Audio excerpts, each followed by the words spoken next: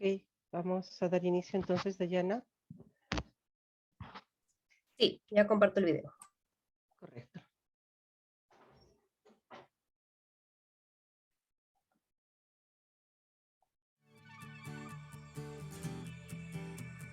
De cada 100 personas con discapacidad, 57 son mujeres, las que en muchos casos son víctimas de doble violencia por su condición de discapacidad y de género.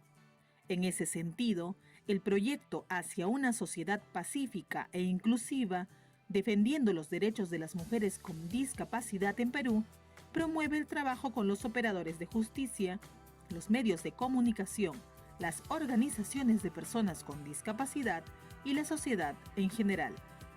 Venimos trabajando desde hace 4 años en diferentes líneas de acción para promover el doble enfoque de género y discapacidad en las políticas públicas, locales y nacionales de atención a las mujeres con discapacidad, contando con diferentes aliados en las instancias estatales. Impulsamos también la participación de las mujeres con discapacidad en la sociedad como agentes promotoras del cambio a través de la capacitación y el empoderamiento. El proyecto Género y Discapacidad es llevado a cabo por COSENFE junto a su socio local en Perú, Fraternidad Cristiana de Personas Enfermas y con Discapacidad del Perú Frater, gracias a la financiación de la Cooperación Española y Fundación 11. Participan también las organizaciones Comisión de Damas Invidentes del Perú CODIP y la Federación Nacional de Mujeres con Discapacidad, FENAMUDIP. Para descargar las investigaciones y estudios que hemos realizado en estos años, puedes ingresar a la web www.generoydiscapacidad.org. También visita nuestro Facebook, Género y Discapacidad.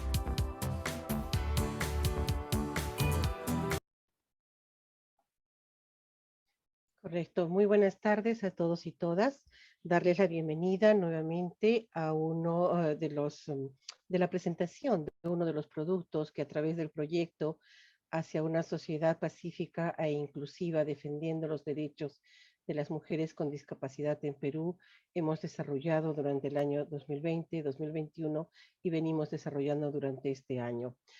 Vamos a tener con nosotros a nuestras consultoras Cristina Verano y Andrea Cabello Silva, quienes van a hacer ellas mismas la presentación de ellas.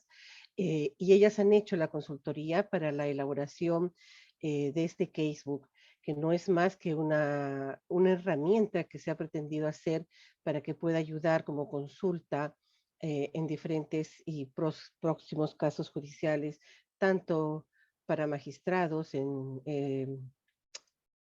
acción, por decirlo, en profesionales como a estudiantes universitarios.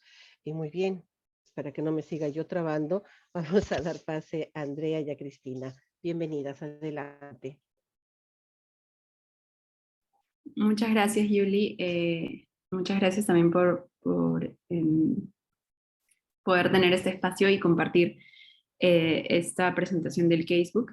Yo soy Cristina Verano, soy abogada por la Universidad Católica, tengo estudios también de maestría en Derechos Humanos y vengo realizando también investigaciones en materia de discapacidad desde hace ya algunos años, y a la vez he sido parte o he trabajado también en proyectos sociales en la materia. Y mi compañera es Andrea Cabello, y ahora va a presentarse también.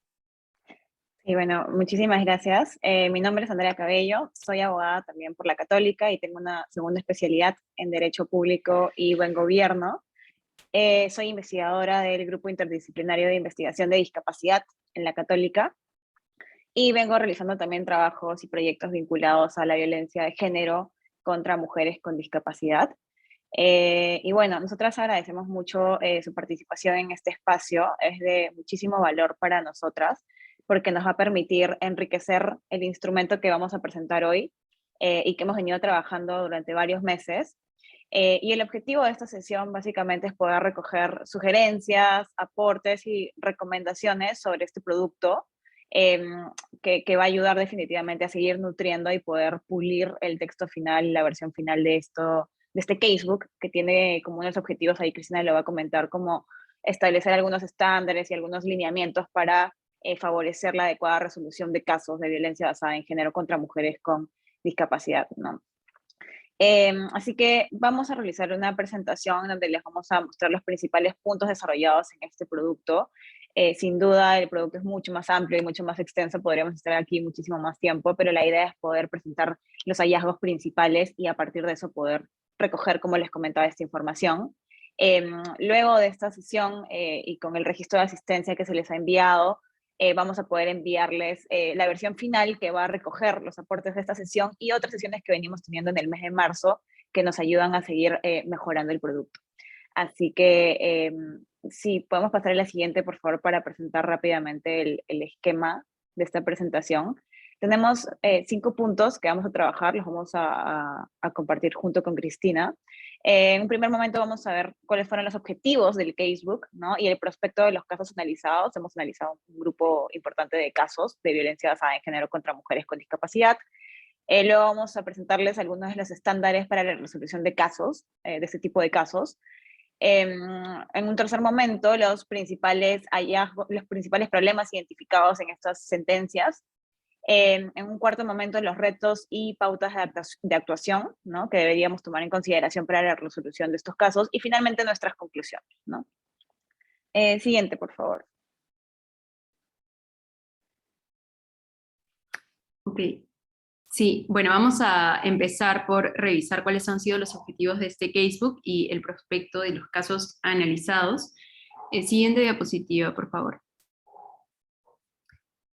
Bien, a ver, bueno, el objetivo principal de este casebook es poder contar con una herramienta de análisis y metodología que permita o que favorezca la resolución de casos judiciales en materia de género y discapacidad, en materia específica de violencia hacia mujeres con discapacidad, a través del análisis e interpretación de estas sentencias. Entonces, este casebook va a ser una herramienta útil para los estudiantes o para los abogados, abogadas de derecho, para familiarizarse con esta metodología y estas reglas que van a poder ser utilizadas o aplicables en la resolución de este tipo de casos, ¿no? Entonces, se va a contar con unos lineamientos a partir de lo que vamos a ver ahora. Vamos a revisar a partir de los problemas identificados cómo es que se presentan ciertos retos o ciertas medidas que se pueden disponer para la resolución de los casos de violencia basada en género contra mujeres con discapacidad, y bueno, identificar estos retos y proporcionar estas pautas de actuación. Siguiente, por favor. Bien, antes que nada vamos a revisar cuál es el prospecto de estas sentencias analizadas. Hemos revisado 20 sentencias judiciales a través del sitio web del Poder Judicial.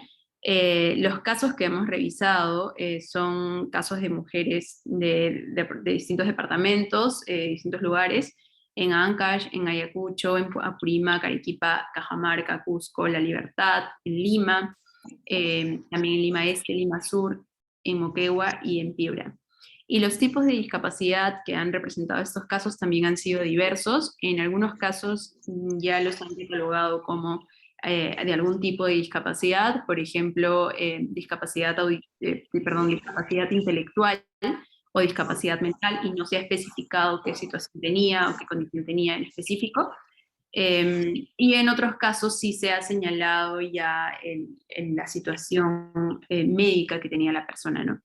Entonces, lo que hemos podido identificar es que la mayor cantidad de casos de personas con discapacidad intelectual, con retardo mental, en este caso revisamos 9 sentencias de personas con retardo mental, retraso mental, 2 casos de este tipo, discapacidad intelectual, como les comenté, que no se especificaba qué situación específica se tenía.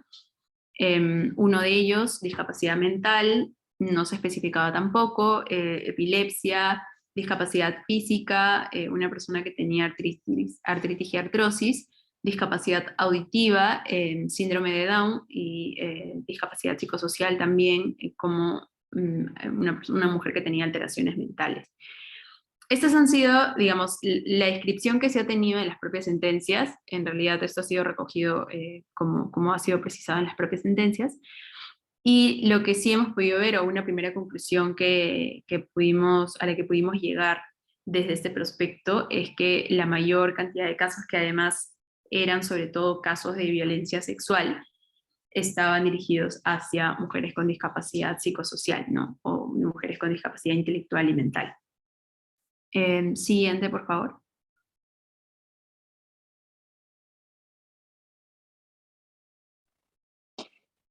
Bueno, es como ven, nosotros en realidad para la construcción de esta herramienta hemos tratado de identificar como sentencias diversas de diversos departamentos, como lo muestra Cristina, y en diferentes situaciones.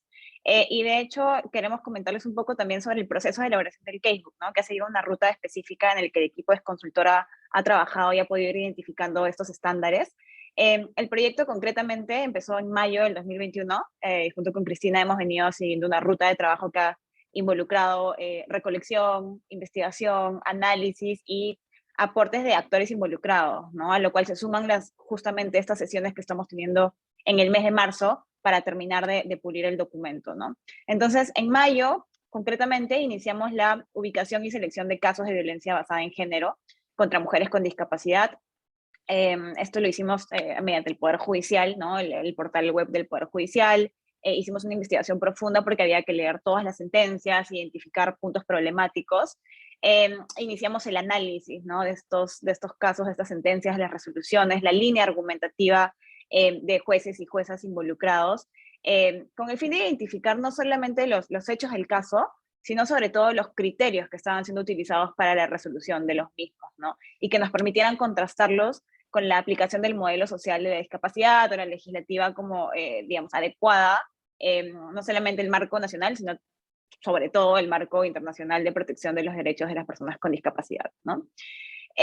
A inicios del mes de junio se realizó la investigación y sistematización de la base legal, ¿no? Tanto nacional como internacional, que resulte aplicable a estos casos, ¿no? Entre los instrumentos internacionales tenemos, bueno, principalmente la Convención, tenemos la Convención Americana sobre los Derechos Humanos, la Convención para la Eliminación de todas las formas de discriminación contra la mujer, o más conocida como la CEDAW, por sus siglas en inglés.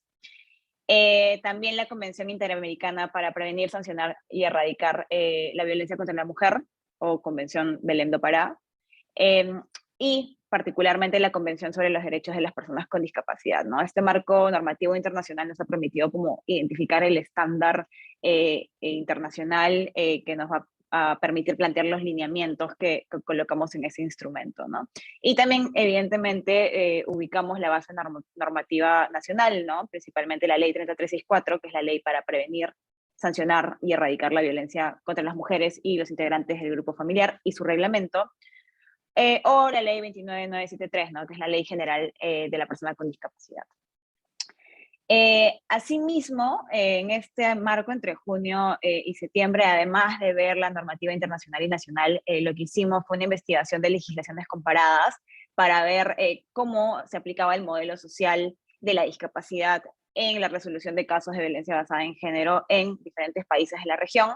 Y ahí entramos un poco a ver el caso de México, de Brasil, de Chile, de Argentina, de Bolivia y de Colombia, ¿no? Entonces esto un poco nos permitió como poner la base sobre la que se iba a elaborar el casebook.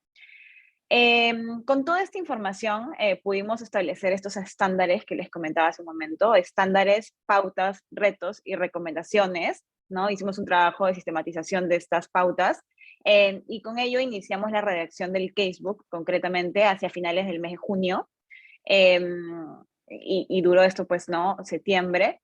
Y en el mes de octubre tuvimos reuniones con representantes de la Mesa de Discapacidad y Derechos de la Coordinadora Nacional de Derechos Humanos para mostrarles este trabajo redactado y recogimos bastantes sugerencias y apreciaciones de la mesa que nos permitió como mejorar el documento inicial. Estas sugerencias fueron incorporadas en el mes de noviembre y enriquecieron sin duda el documento, con lo que ya, digamos, entre diciembre del año pasado y febrero de este año pudimos pasar a la fase de diseño y diagramación, ¿no? Ya con eso tenemos como el casebook diseñado, diagramado, y la idea nuevamente es que ahora podamos como terminar de incluir algunas cosas puntuales que surjan en el marco de estas sesiones, ¿no? Si pudiéramos pasar por favor a la siguiente. El segundo punto de esta presentación es comentarles un poco los estándares para la resolución de casos sobre violencia basada en género contra mujeres con discapacidad. Y aquí es importante señalar que, tomando en cuenta lo avanzado en materia del derecho internacional, de los derechos humanos y la legislación comparada, se puede entender que existen ciertos lineamientos que conforman los estándares mínimos para la resolución de este tipo de casos, ¿no? Porque cuando hablamos de casos de violencia basada en género y los intersectamos además con otras variables de identidad, hay estándares que debemos recoger y que son el mínimo que debemos aplicar en esta resolución para garantizar el acceso a la justicia, ¿no? Y además la garantía de otros derechos involucrados, ¿no? Entonces buscamos como un enfoque integral que involucre estas diversas variables de identidad, ¿no? Y concretamente en el caso en los casos de violencia contra mujeres con discapacidad, a partir de una mirada interseccional, es importante considerar las variables de discapacidad propiamente y las variables de género que generan como la opresión o la violencia específica que vive este colectivo, ¿no? Sumada a otras variables como podría ser, por ejemplo, la situación de pobreza u otras condiciones que las vamos a ver luego, ¿no? Así que para esta sección de estándares, lo que nosotras planteamos a partir de lo que les comento, fueron estándares antes del proceso, y si podemos pasar por favor a la siguiente diapositiva. Tanto antes del proceso judicial como durante el proceso judicial, porque nos pareció muy importante como dividirlo de esta manera. Y el primer estándar desarrollado en el Casebook es la accesibilidad en la información en los servicios brindados, ¿no? Para orientar a las mujeres con discapacidad en el sistema de protección frente a la violencia, ¿no? Y aquí específicamente el artículo 9 de la Convención sobre los Derechos de las Personas con Discapacidad reconoce, ¿no?, la accesibilidad y además la define como aquellas medidas pertinentes para asegurar el acceso de las personas con discapacidad en igualdad de condiciones con las demás al entorno físico, al transporte, a la información y a las comunicaciones, entre otros, ¿no? Aquí lo que se busca es garantizar el acceso, ¿no? Y fomentar como las medidas específicas que se necesiten para que las personas puedan disfrutar de sus derechos en igualdad de condiciones, ¿no? Y de la misma forma, esta obligación de accesibilidad y el derecho está consignada en el artículo 15 de la Ley General de la Persona con Discapacidad y en su reglamento también. Así que hay una base específica que determina la necesidad de garantizar la accesibilidad antes del inicio del proceso judicial, ¿no? Y para garantizar esta accesibilidad, es lo que hemos desarrollado en el instrumento, es importante comprender que esta varía en función a la discapacidad o a la condición específica que deba ser atendida, ¿no? Por ejemplo, un aspecto importante para las mujeres sordas es que se les pueda brindar un espacio de videollamada junto con un intérprete de lengua de señas coordinado previamente con CONADI, ¿no? Son situaciones en las que debemos de pensar cuando estamos en estas situaciones específicas. Otro aspecto, y por ejemplo aquí ya hablando de mujeres con discapacidad intelectual, es que la información, bien sea por llamada o mensajería, se le brinde en lenguaje sencillo, ¿no? Y aquí esto es algo que hemos desarrollado mucho porque entendemos y hemos visto en los casos que muchas veces se utiliza un lenguaje pensando en un estándar de persona sin discapacidad, que es un lenguaje jurídico, es un lenguaje engorroso, es un lenguaje difícil de entender, y por lo tanto esto genera una barrera adicional respecto a las personas, concretamente a las mujeres con discapacidad intelectual, ¿no? Entonces es importante que la accesibilidad para el inicio del proceso también se enfoque en que podamos utilizar un lenguaje sencillo y adaptar esta situación, ¿no?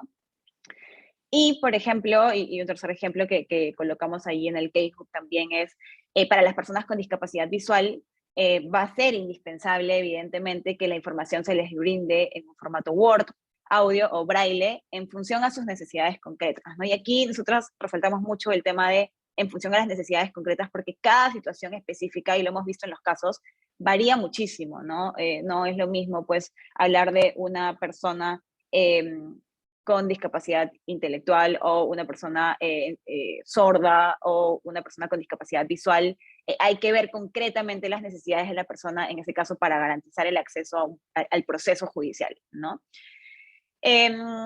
Un segundo estándar que pudimos desarrollar antes del inicio del proceso es la realización de ajustes razonables, ¿no? En ausencia de las medidas de accesibilidad, de tal manera que se garantice el acceso a la información a las mujeres con discapacidad, ¿no? Y es que cuando estamos en una fase previa al inicio del proceso, el acceso a la información va a ser fundamental, pues porque hay que garantizar, ¿no? Poder brindar todas las medidas, toda la información que sea necesaria, que va a involucrar ser parte del proceso, ¿no? Medidas relacionadas al consentimiento, a cómo va a ser el proceso, a cuánto va a durar, cuáles son los derechos durante el proceso, ¿no? A las audiencias o a cualquier diligencia que se va a tener que realizar en el marco del proceso. Toda esa información es importante brindarla antes del inicio del proceso, y para esto, pues, si es que se requiere, se va a tener que realizar estos ajustes razonables, ¿no? Y este término de ajustes razonables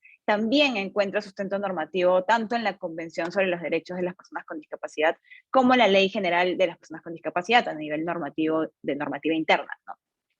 Y consisten concretamente en adaptaciones específicas para casos concretos, por ejemplo, el hablar en forma regular para que la persona sorda que lee labios pueda entender, ¿no? Y poder adaptar esta forma de comunicarnos en nuestra día a día, entendiendo que estamos ante, por ejemplo, el caso de una persona sorda, ¿no? Si bien estos ajustes razonables deben ser aplicados en cada acto procesal, tanto la accesibilidad como los ajustes razonables toman una especial relevancia en los momentos en que se proporciona información correspondiente a los derechos de la persona, ¿no? Los derechos involucrados, los derechos a los que a los que se deben garantizar durante el proceso, como también para obtener el consentimiento informado de una persona o el recabo de información concreta, ¿no? Y cuando hablamos de consentimiento va a ser muy importante poder brindar todos los alcances que ese consentimiento implica, ¿no? Y para esto, necesariamente, los operadores, las operadoras de justicia tienen que tener en cuenta estas medidas de accesibilidad y los ajustes razonables que sean necesarios en el caso concreto. Y finalmente, para este momento de antes del inicio del proceso judicial, un tercer estándar, y que en realidad debe ser permanentemente asumido por el Estado en el marco de una estrategia de prevención, es la realización de capacitaciones permanentes al personal jurisdiccional encargado de resolver los casos judiciales en la materia, ¿no? Y esto es algo que hemos visto mucho. De hecho, nosotros también investigamos mucho cuáles son las capacitaciones que se vienen dando en la materia, y hemos visto que a nivel de política pública ciertamente hay un avance en cuanto a la realización de capacitaciones, especializaciones de operadores de justicia en materia de violencia basada en género y también de discapacidad. Pero un hallazgo que tuvimos es que no necesariamente se está aplicando el enfoque interseccional, que implica ver estas variables no como separadas, sino como intersectadas, y poder entender situaciones de violencia específicas que viven mujeres con discapacidad, ¿no? Y que operadores de justicia puedan entender que cuando llega uno de estos casos, pues hay que entenderlo desde otra perspectiva, ¿no? Y no como si estuviéramos hablando, por ejemplo, de un caso de violencia contra una mujer sin discapacidad, que quizás no estaba en las mismas situaciones de vulnerabilidad en las que estaría pues una mujer con discapacidad, ¿no? Entonces, sí consideramos importante que se siga generando estas capacitaciones, pero desde un enfoque integral, desde un enfoque interseccional que permita entender las violencias específicas que viven las mujeres con discapacidad, y que se suman además otras condiciones, como yo les mencioné, pues, ¿no?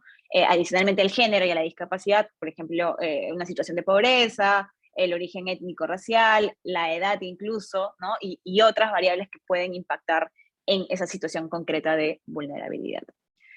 Entonces, estos son los 3 estándares que planteamos para el momento previo al inicio del proceso, y luego hemos planteado una serie de estándares durante el proceso judicial. Y si ahí, por favor, me pueden ayudar a pasar a la siguiente diapositiva. Durante el proceso judicial, lo que identificamos fueron 5 estándares. El primero es la adopción del modelo social de la discapacidad. Y aquí es importante recordar, ¿no?, que durante la historia hemos transitado por distintos paradigmas de la discapacidad, ¿no? Y que implican distintas formas de entender y de plantear en el imaginario social lo que significa la discapacidad, ¿no? Por ejemplo, la calificación que nos ofrece Agustina Palacios que es la que nosotros hemos utilizado a nivel metodológico en este casebook, nos pone sobre la mesa la presencia o la existencia de 3 modelos de discapacidad, ¿no? El modelo de la prescindencia, en donde las personas con discapacidad pues carecían de valor alguno para la sociedad y no significaban ningún tipo de aporte, por los que bajo ese paradigma inadecuado y totalmente ajeno a los derechos humanos, se les consideraba personas prescindibles, recurriendo inclusive a prácticas eugenésicas, ¿no? Digamos, era un modelo que anulaba la dignidad de las personas con discapacidad y la esencia misma de ser una persona, ¿no? Y luego Agustín de Palacios nos pone sobre la mesa un segundo paradigma, que es el modelo médico o rehabilitador, en donde si bien las personas con discapacidad ya no son vistas como prescindibles, y ya no hablamos pues de prácticas eugenésicas así abiertamente, sí más bien entendemos la discapacidad como una enfermedad que debe ser curada, ¿no? Y aquella persona tendrá valor sí y solo si esa discapacidad es curada o arreglada, digamos, utilizando los términos del modelo médico, ¿no? Y esto también implicaba un problema, porque entendemos que la discapacidad es un problema, que ahí empieza el problema, ¿no? Entenderlo como un problema, que es además intrínseco a la persona, ¿no? La persona nace con la enfermedad, la persona nace con un problema, la persona tiene que modificar ese problema, y nuevamente esto anula la identidad propia de una persona con discapacidad y anula los motivos o los factores externos que finalmente son los que generan la discapacidad. Y ahí es donde Agustina Palacios plantea este tercer modelo, que además es el modelo social de la discapacidad, que es el que usamos en este estándar, y que ha sido jurídicamente consagrado en la Convención sobre los Derechos de las Personas con Discapacidad, ¿no?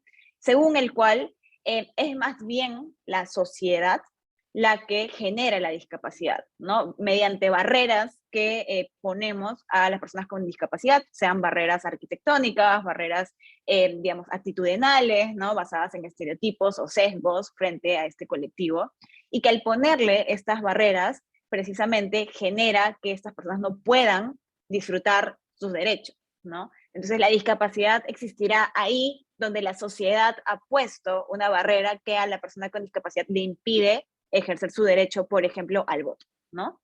Y ahí se genera discapacidad. Si esta barrera no existiera, lo único que tendríamos sería diversidad de personas, y no un entendimiento de la sociedad, digamos, basado en un estándar de personas sin discapacidad. Entonces, nosotras lo que hemos recogido es este modelo social de la discapacidad aplicado al casebook, y que se debe reproducir en los casos, en la resolución de casos de personas con discapacidad, concretamente los casos que hemos analizado, que son violencia basada en género, entendiendo que la persona tiene autonomía, tiene capacidad jurídica, tiene dignidad, puede valerse por sí misma, con los apoyos, con los ajustes, con las medidas de accesibilidad que se necesiten, ¿no? Y dejar de ver a las personas con discapacidad que ingresan a un proceso como personas que son merecedoras de lástima, o que pues tienen una vida trágica, ¿no? Y empezar a darles como agencia a las personas con discapacidad, involucrarlas en el proceso, facilitar las medidas necesarias,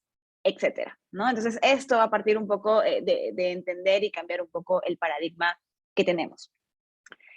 Un segundo estándar planteado durante el proceso judicial es el dictado de medidas de protección efectivas para mujeres con discapacidad, ¿no?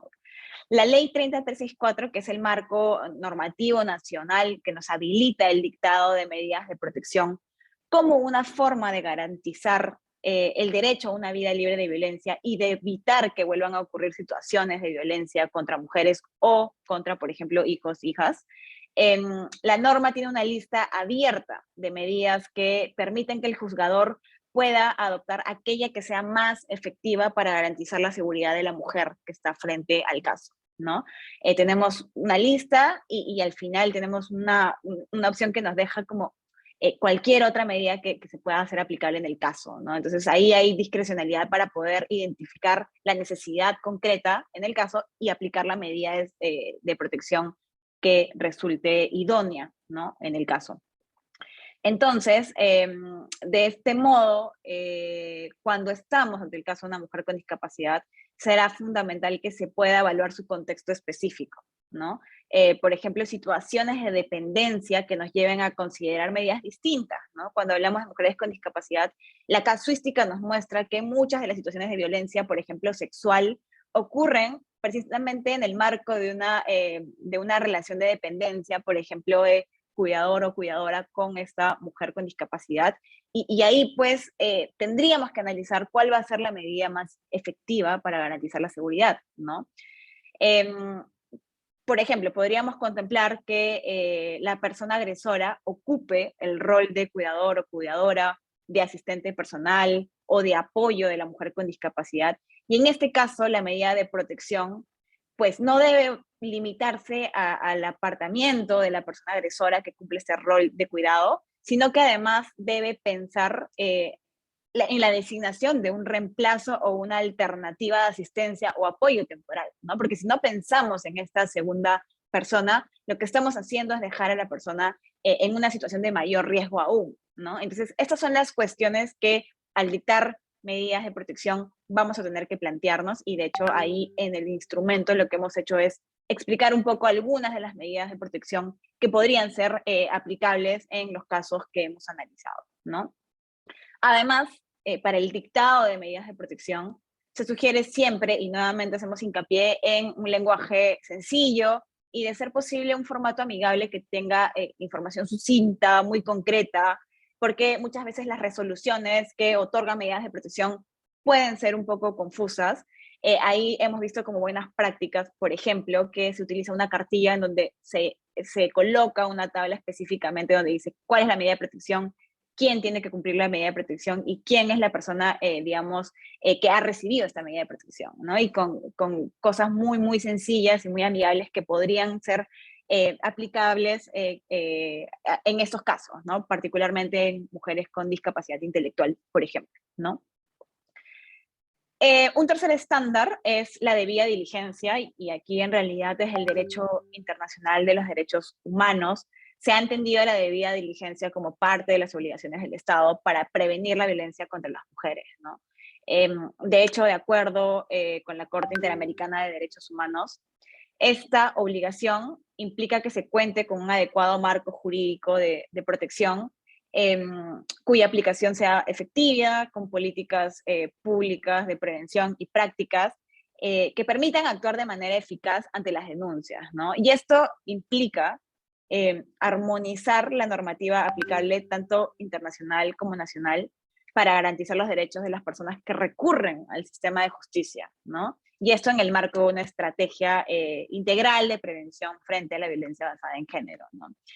El estándar de esta obligación incluye contar con una estrategia con carácter integral, ¿no? Que pueda prevenir, que pueda identificar, que pueda tener mapeados los factores de riesgo concretos y a la vez fortalecer las instituciones para que puedan proporcionar una respuesta efectiva, ¿no? A los casos de violencia contra la mujer. Y eso es lo que nosotros también hemos anotado en este casebook, ¿no? Cómo va a ser importante que garanticemos en el marco de esta estrategia de prevención que también las mujeres con discapacidad sean un colectivo incluido dentro de esta estrategia y que garantice que puedan acceder realmente a un proceso que sea reparador, que sea objetivo, que cumpla con estos estándares mínimos que nos plantea el derecho internacional de los derechos humanos, ¿no? Un cuarto, y este es el penúltimo estándar que hemos identificado durante el proceso judicial, está vinculado al consentimiento, ¿no? Y es el consentimiento, ahí creo, no sé si me pueden ayudar porque sale como una tablita en la presentación. Ok, gracias. Es el análisis del consentimiento bajo el principio de autonomía y capacidad jurídica. Y los casos de violencia sexual, que de hecho hemos analizado varios casos de violencia sexual contra mujeres con discapacidad, particularmente discapacidad intelectual, como lo mencionaba Cristina hacia el inicio de esta presentación, revisten una especial particularidad por cuanto están estrechamente vinculados al consentimiento y a su correcta valoración, ¿no? Cuando hablamos de violencia sexual, el tema del consentimiento se vuelve medular, ¿no? Se vuelve sumamente importante para el caso concreto, ¿no? Y ocurre que en el caso de mujeres con discapacidad tiende a darse por sentado la ausencia de consentimiento, ¿no? Y se omite el análisis situacional, el análisis, en el caso concreto, del consentimiento, porque se asume que las mujeres con discapacidad no están en la capacidad de consentir, ¿no? Y esto implica restarles autonomía, implica restarles capacidad jurídica, implica restarles agencia y libertad de decidir respecto a su vida sexual, ¿no?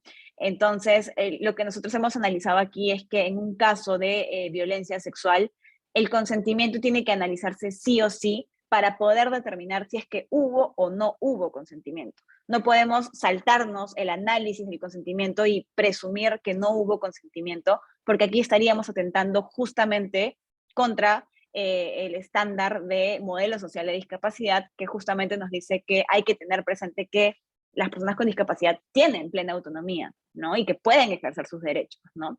Esta ausencia de capacidad jurídica entonces sería como contravenir la Convención sobre los Derechos de las Personas con Discapacidad y el modelo social que estamos planteando, ¿no?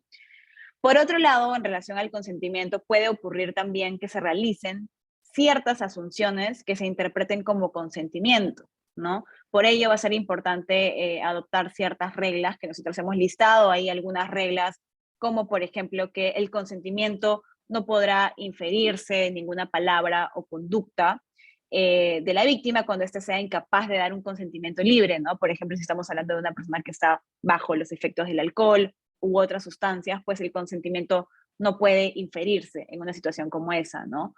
O que el consentimiento no podrá inferirse del silencio o de la falta de resistencia de la víctima, ¿no?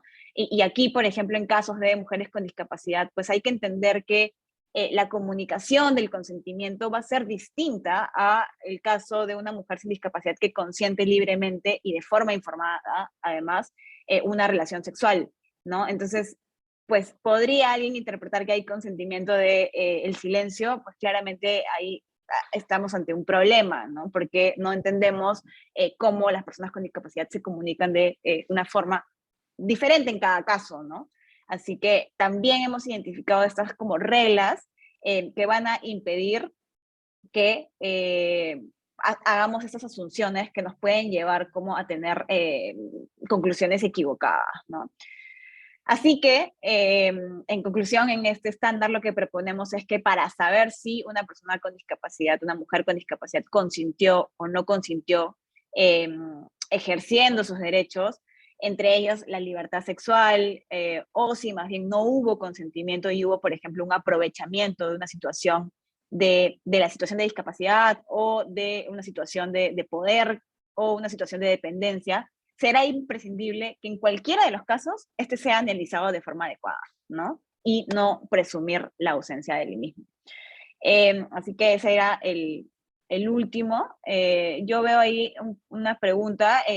Vamos a responder las preguntas hacia el final de la sesión, digamos, hasta el final de la presentación. Así que las pueden dejar en la cajita de preguntas y nosotros vamos a responderlas hasta el final para poder terminar esta presentación. Y el último estándar que tenemos durante el proceso judicial es la erradicación de estereotipos de género y discapacidad que impacten, ¿no?, en el juzgamiento de casos de mujeres con discapacidad intelectual, ¿no? Y esto es importante porque los estereotipos, nosotros hemos visto, y en cada caso, y seguramente Cristina lo va a comentar un poco más adelante, los estereotipos impactan de forma muy importante en los casos de mujeres con discapacidad, ¿no? Hay ciertas asunciones, ciertos sesgos que tenemos que nos llevan a pensar de una u otra forma bajo la creencia de que todas las mujeres con discapacidad cumplen determinadas características, ¿no? Y tenemos esos estereotipos, no solo de género, que están asociados al rol de género, sino también a la discapacidad, ¿no? Y cómo estos estereotipos al intersectarse también generan una forma concreta de discriminación. Nosotros, el artículo 18 de la ley 30364, además señala de forma expresa que los operadores de justicia deben evitar procedimientos discriminatorios, ¿no? Y un procedimiento basado en estereotipos, sean de género o de discapacidad, o ambos, va a ser discriminatorio. Por eso va a ser importante contar con un compromiso de erradicación de los estereotipos, y esto parte además de las capacitaciones permanentes, de que empecemos y nosotros lo colocamos mucho, ¿no?, como a cambiar esta perspectiva, este paradigma y salirnos un poco de de esto que se nos ha enseñado, de cómo deben ser las personas y encasillar a las personas, ¿no? Y que esto se materialice en capacitaciones y en espacios de sensibilización concreta a funcionarios y funcionarias que participan en un proceso, ¿no? Para que estos estereotipos dejen de impactar, ¿no? Entonces, respecto, por ejemplo, a las personas y concretamente a mujeres con discapacidad, hay como ciertas creencias generalizadas que están basadas en una creencia como capacitista, ¿no? De que las personas solo somos personas con capacidad y no pensamos en el colectivo de personas con discapacidad, perdón, y les otorgan estos estereotipos de que son mujeres o son personas asexuadas, ¿no? Que no tienen capacidad de, pues, sentir deseos o instintos o placeres sexuales y por lo tanto nunca van a poder ejercer su sexualidad, o que son infantes, ¿no? Que las vemos como niñas y que por lo tanto tampoco podrían, pues, tener un derecho a la libertad sexual, sino que más bien hablamos como de la protección de la identidad sexual, entendiendo que no pueden ejercer este derecho. También otro estereotipo que impacta y que lo hemos visto en las resoluciones es que asociamos que las mujeres con discapacidad son incapaces para ser madres, ¿no? Y asumimos que pues hay que evitar que tengan relaciones sexuales o hay que evitar que tengan cualquier tipo de interacción sexoafectiva porque pues no están en la capacidad de ser madres y eventualmente si ocurriera que una mujer con discapacidad pues quede embarazada, vamos a estar ante una tragedia porque ¿quién se va a hacer cargo de este niño o niña, ¿no? Entonces ahí ese es otro estereotipo que también impacta en la restricción a la libertad sexual de la que ellas son titulares, ¿no? Así que estos estereotipos definitivamente van a tener un impacto en la valoración de los hechos, en la valoración de las declaraciones de las partes y consecuentemente en la toma de decisiones en el marco de una investigación por violencia basada en género contra mujeres con discapacidad, ¿no? Por eso es que nosotros también le dedicamos mucho espacio en este instrumento a los estereotipos, porque como en cualquier caso de violencia basada en género, impactan de forma medular y aquí hay que tener como un plus de que también hay estereotipos específicos vinculados a mujeres con discapacidad, ¿no? Así que esos son los estándares que nosotros hemos planteado. Nosotros hoy hemos traído un resumen de estos estándares en el instrumento que les vamos a enviar. Van a poder ver como el desarrollo mucho más profundo. Y ya podemos pasar a la siguiente sección.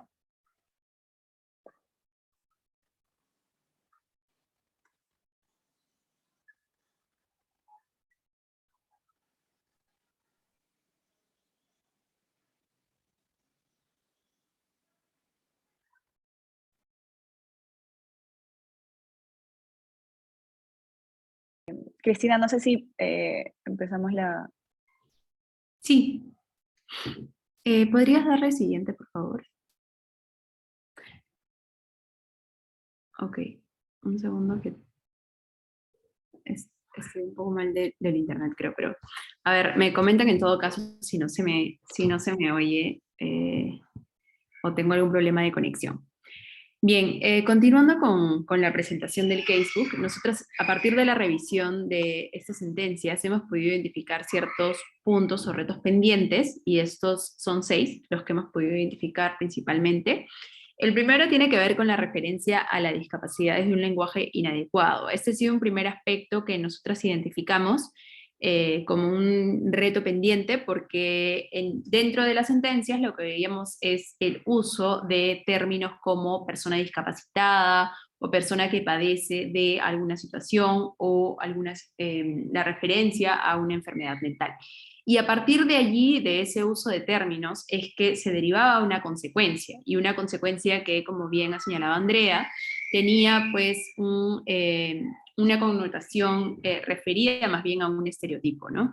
Entonces, para citar tal vez algunos casos o ejemplos que hemos podido revisar, en algunas sentencias, por ejemplo, se señalaba que a pesar de tener una discapacidad, la persona lograba algo, ¿no? Por ejemplo, a pesar de que la agraviada tenía retardo mental leve, estuvo ubicada en tiempo y espacio, ¿no? Entonces, esta idea de que por ser persona con discapacidad, la premisa es que no va a tener la posibilidad o no va a tener la facultad de estar consciente o de estar ubicada en el espacio y tiempo, o de poder participar de un proceso judicial, y que resulte más bien victorioso por felicitar que como caso excepcional la persona con discapacidad pudo hacerlo, pudo ser consciente, pudo ubicarse en tiempo y espacio, ¿no? Entonces, este fue un primer reto identificado a raíz de estas referencias como les comento, ¿no?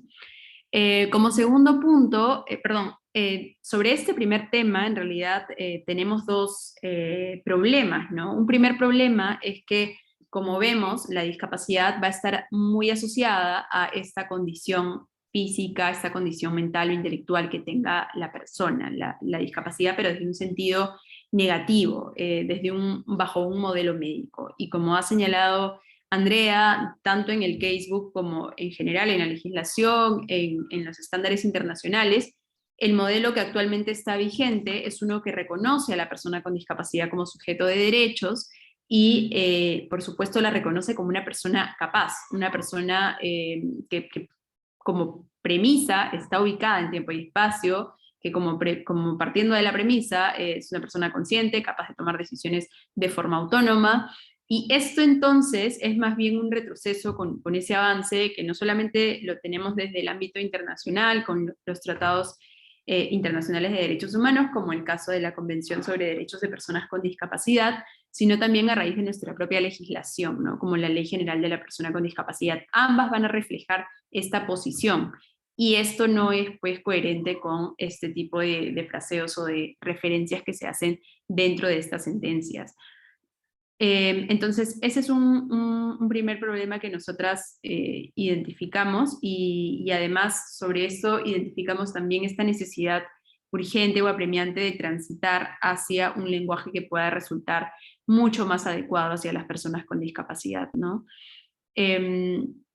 Y como segundo punto, y de la mano también con esta consideración que está muy apegada hacia un modelo o un enfoque mucho más médico de la discapacidad, vamos a tener que el uso de pericias psicológicas y psiquiátricas como aspectos centrales o medulares en el análisis de los casos. Este va a ser un aspecto importante porque, si bien es cierto, esto va a estar presente en las sentencias, nuestra observación o nuestra consideración va en el sentido de la relevancia que se le da a eso y también como la premisa que le permite al funcionario o a la funcionaria llegar a una siguiente conclusión, nuevamente pues basada en estos estereotipos, ¿no?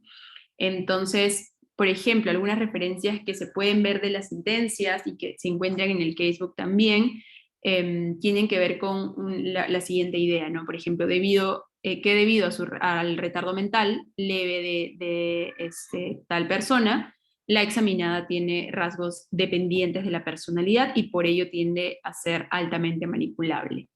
Entonces, aquí vamos a ver cómo se hace pues casi que una consecuencia lógica de que por el hecho de tener una condición de discapacidad o alguna deficiencia, la persona, ya estamos frente a una persona que va a ser manipulable. Entonces, este tipo de consideraciones, nuevamente, que están asociadas al modelo médico, están fuertemente asociadas a estereotipos, ¿no? Otra de las referencias que podíamos ver en las sentencias, por ejemplo, es esta idea de que, bueno, por ejemplo, se debe tener en cuenta, en alguna sentencia lo identificamos, se debe tener en cuenta que se debe realizar la pericia psiquiátrica y psicológica a la agraviada a fin de determinar su capacidad de decisión sobre su cuerpo. Entonces, ahí, por ejemplo, nuevamente, ¿qué es lo que hay detrás de esta frase, ¿no? El hecho de pensar que dependiendo de la condición médica que tenga la persona, voy a poder identificar si es que tenía capacidad de decisión o no sobre su cuerpo. Porque si estamos frente a una situación que yo considere más compleja, más grave, en función a los estereotipos que tenga, probablemente estoy frente a una persona que no tenía esa capacidad de decisión. Y esto nuevamente va a resultar contrario con nuestro marco normativo, ¿no? Porque desde nuestro marco normativo, la idea básica o el punto de partida es todas las personas con discapacidad van a tener esa capacidad de decisión sobre su cuerpo. Entonces, este fue otro aspecto que nos llamó la atención y fuertemente la atención también el hecho de tomar como aspecto central este tipo de pericias, ¿no? Como siguiente punto pendiente, es el análisis de casos sin entendimiento adecuado del enfoque interseccional y bueno, de otras variables que agraven la situación de vulnerabilidad social que tenga la persona. Eso lo pudimos identificar casi en todas las sentencias. En realidad no se tenía un análisis que aborde la complejidad de cada caso. Por supuesto que el colectivo de personas con discapacidad no es un colectivo homogéneo, como no lo es ningún otro colectivo, y es importante que el análisis de los casos se den en virtud de todas estas consideraciones, de todas estas identidades que pueda tener la mujer con discapacidad, ¿no? Andrea mencionaba alguno, por ejemplo, la situación de pobreza, si es que el agresor era su pareja, si es que el agresor era el apoyo de esta persona con discapacidad. Todos estos elementos adicionales que hacen al caso particular deben ser analizados y contemplar también este enfoque interseccional que permita llegar a una medida mucho más adecuada en ese sentido, ¿no? Y aquí, por ejemplo, vamos a ver que en realidad no se identificaba casi en ningún caso este abordaje. Solo en uno de los casos que pudimos revisar sí encontramos que se señaló que, bueno, una agraviada que presentaba retraso en su desarrollo intelectual y, bueno, eso lo colocaba en una situación de riesgo social. Y en otro caso que se señalaba que, por ejemplo, el ataque sexual hacia la sobreviviente de violencia había sido un hecho tan impactante en la víctima que por supuesto esto repercute en ella, en su estado emocional, y esto hará que la defensa pues va a estar en una situación de desigualdad con relación a la defensa que pueda tener la otra parte, ¿no? Entonces, este tipo de consideraciones que además van a traer consecuencias en las personas, pero que son además parte del proceso, ¿no? Y eso va a implicar en la respuesta que se tenga en la defensa que se lleve o en tal vez el testimonio que se recoja. También es importante considerarlo. De ahí como siguiente punto, como siguiente reto pendiente, encontramos la presunción del consentimiento en los delitos contra la libertad sexual. Sobre la presunción del consentimiento en los delitos contra la libertad sexual, en realidad lo que tenemos es que en realidad se partía de esta idea de que las personas con discapacidad, las mujeres con discapacidad, no tenían pues no podían dar este consentimiento en el ámbito de su libertad sexual, ¿no? Y esto además porque, como señalábamos al inicio, la mayor cantidad de casos han sido de casos de personas con discapacidad intelectual o personas con discapacidad psicosocial, y este de hecho es un estereotipo bastante común en las mujeres o personas con discapacidad intelectual o psicosocial. Entonces, lo que pudimos encontrar en algunos casos fue que, por ejemplo, se señalaba que, bueno, tal persona no es dueña de su voluntad, su edad mental está ubicada entre los 7 o 9 años de edad, y en esa medida, en la medida en que tiene esta condición, no habría podido dar su consentimiento, ¿no?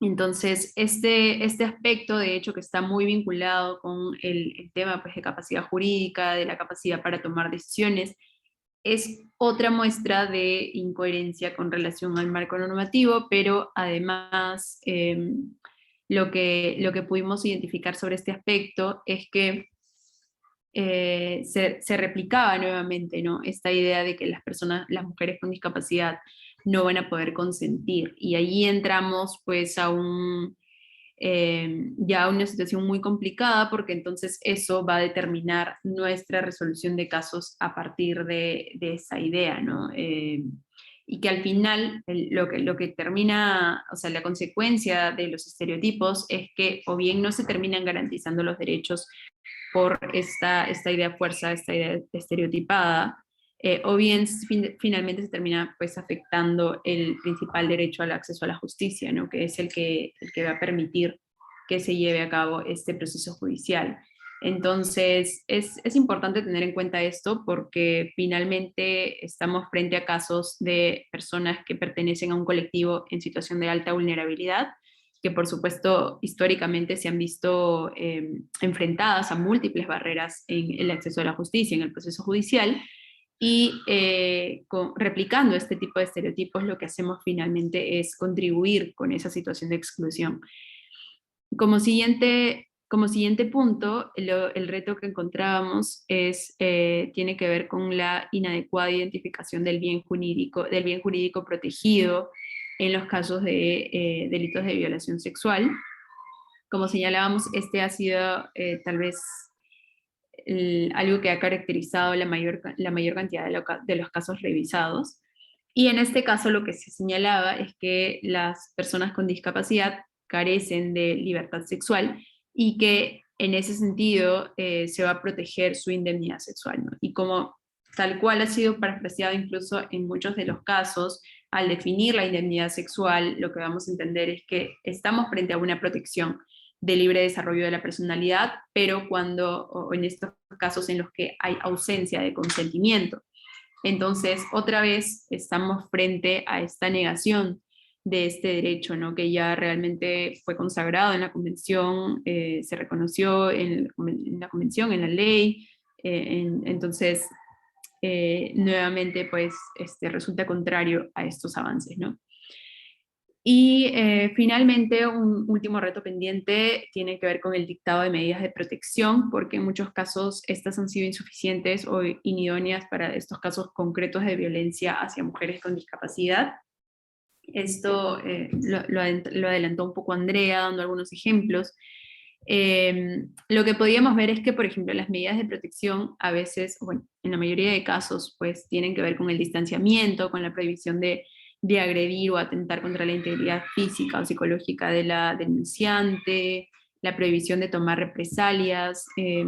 Entonces, se dan este tipo de medidas, pero muchas veces no se consideran estos otros aspectos que pueden resultar relevantes y verse acompañados por nuevas medidas de protección, ¿no? En el caso que comentaba Andrea, por ejemplo, si es que estamos identificando que el agresor es también una persona que era asistente personal de la mujer con discapacidad, o si es que ejercía el rol del apoyo, entonces buscar también que se llegue a obtener algún reemplazo para este asistente personal o algún apoyo para la mujer con discapacidad, porque por supuesto, este apoyo o este asistente favorecía el ejercicio de derechos de esta mujer con discapacidad, o en todo caso, evaluar también que otras medidas de protección vayan encaminadas a que esta sensibilización o este espacio de capacitación, sensibilización que se da a los agresores, tengan también incluido un enfoque de discapacidad, que también vayan en el sentido de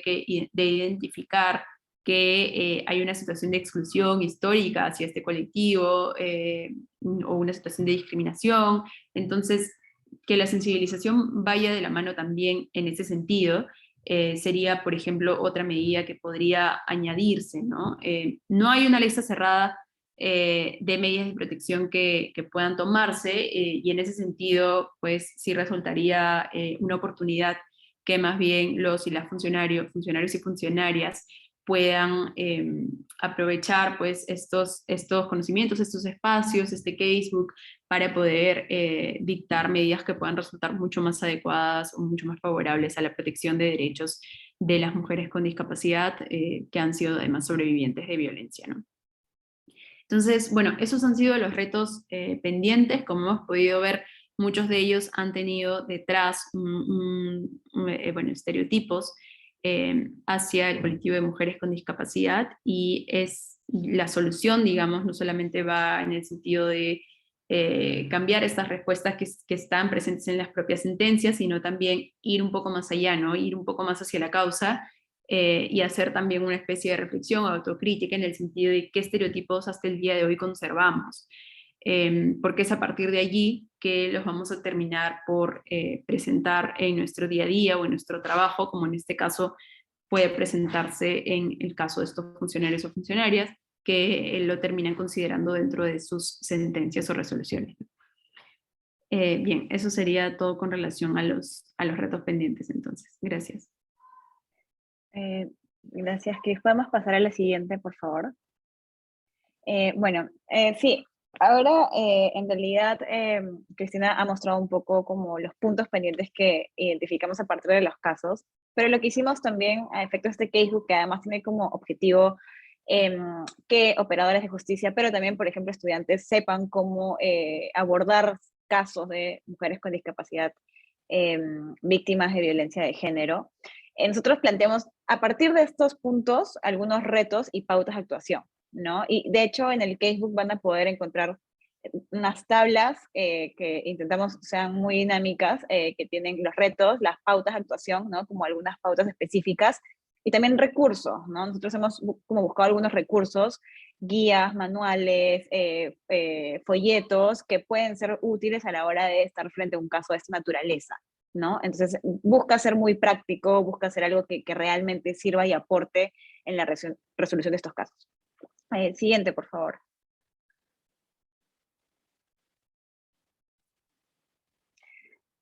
Ok, entonces voy a ir rápidamente por eso para luego poder ya escuchar sus intervenciones y sugerencias. Y tenemos retos y las pautas, están resumidas aquí nuevamente a efectos de la presentación. Y el primero, como ya lo hemos venido abordando, es el uso adecuado del lenguaje para referirse a personas con discapacidad. Y acá lo importante va a ser referirse a personas con discapacidad o en situación de discapacidad.